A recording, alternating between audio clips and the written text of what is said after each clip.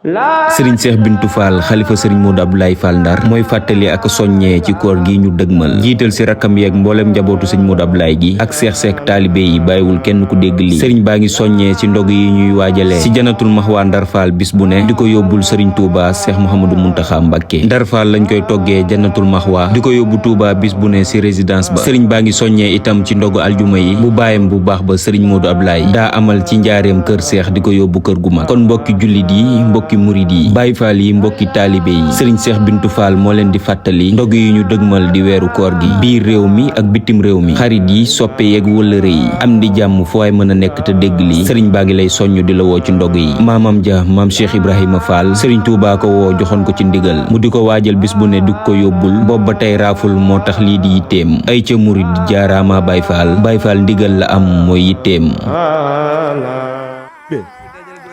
li ñu fi dajale du ay caaxaan de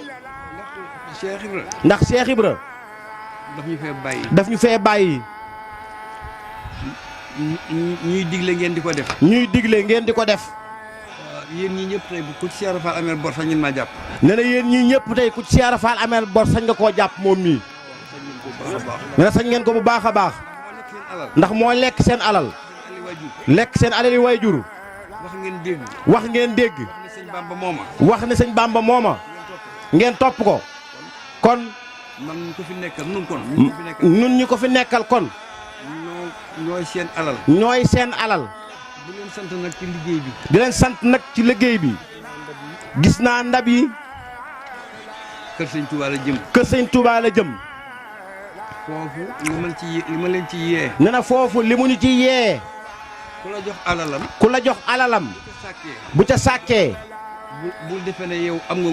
defe ne yow am nga ngóora kala dénk alal ja moo ca sàkk rek ñaanaat ko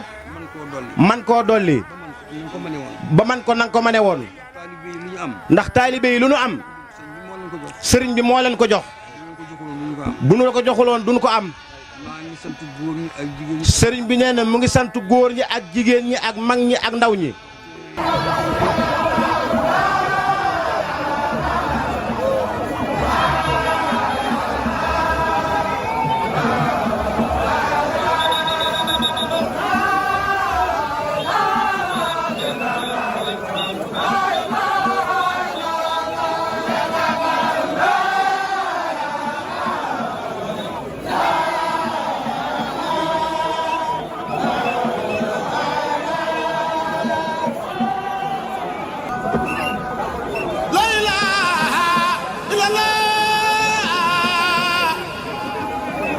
Faale borom